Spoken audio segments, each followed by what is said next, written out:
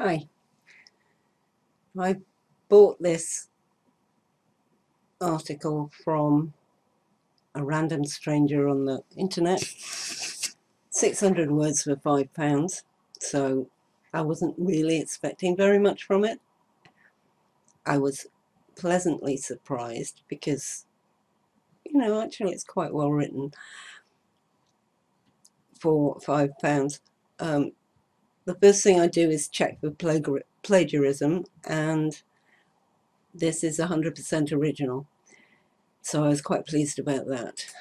And the next thing I do is turn on track changes so that I and you can see what I'm doing. Now this is the first level of proofreading. So we're talking about checking for plagiarism, spelling, punctuation, and adjusting words that I just cannot bear. I did give this person some headings to use, none of which he has used, but okay. So it's not SEO'd, which you kind of expect from somebody writing an article for you, but perhaps not. I do. So the first thing is this comma. I'd be inclined to put a colon and a question mark. Right, and you'll see with track changes it lets me see what I've changed and what I haven't. We're an aging population. Statement broiled in fact. Well, it's certainly an accepted fact, but that word is kind of a weird one to use there. I think, if I was rewriting this, I would rewrite this sentence.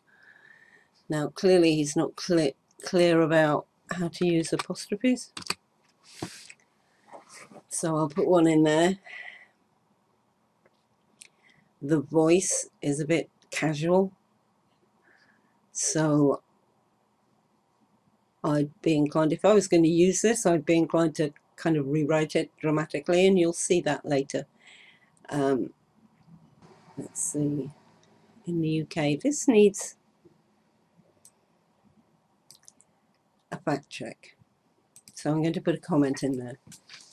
That is not part of this process of just your basic proofreading. So unless it's glaring, I wouldn't be doing that. See, this voice here is too casual.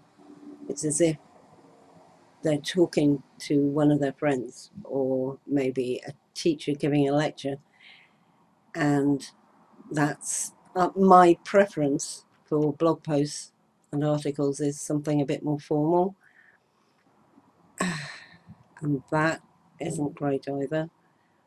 I think I would substitute a colon there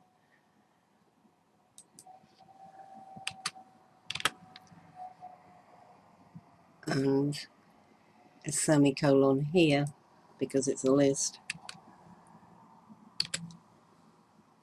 And then of course we have to take this out. You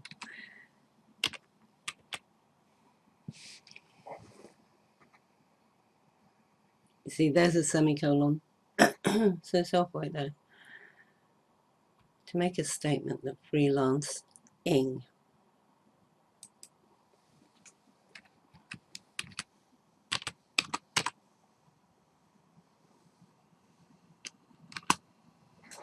is for the young. Nothing short of lunacy, a little bit of an exaggeration perhaps.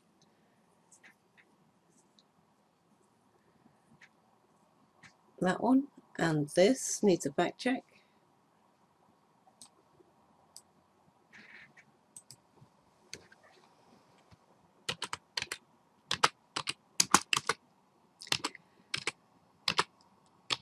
And when I put these little notes in, I'm just being helpful. You need to do the fact checking. Okay, I'm going to stop here and complete it without filming it, and I'll be back shortly with the finished product. So this is the final proofreading, and I've made it clear where I've changed things and added things and suggest proofreading with the comments. Now normally I send both this showing what I've done and a Word document that has everything accepted, and it's probably, you know, it looks like a Word document. I'll show you that next.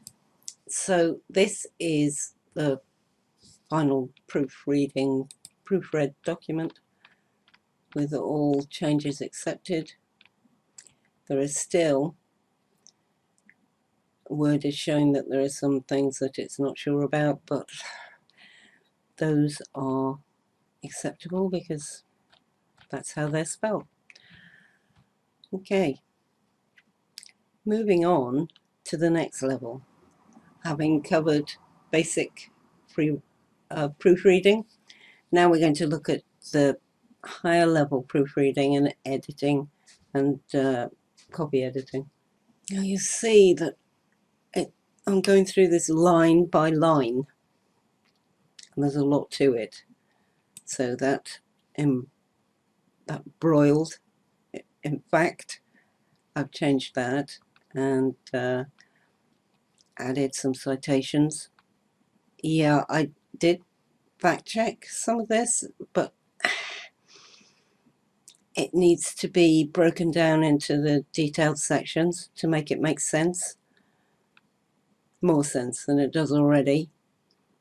Okay, so you've got all of this and the exaggeration. Again, it needs fact check. More like 18%, so you'll see once it's done I will have added that in. I've added in the headings because, you know, you give headings, you want them to be in there.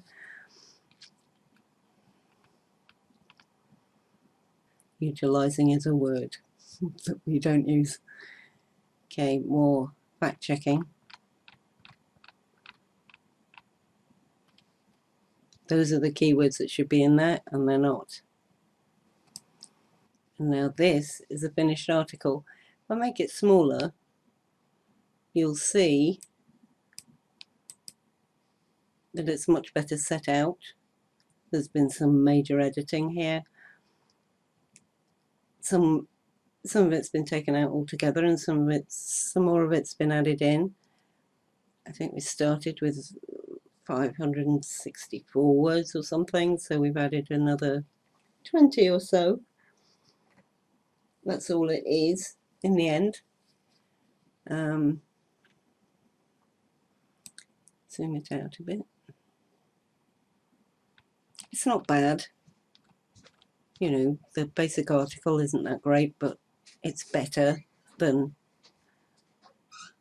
average to begin with.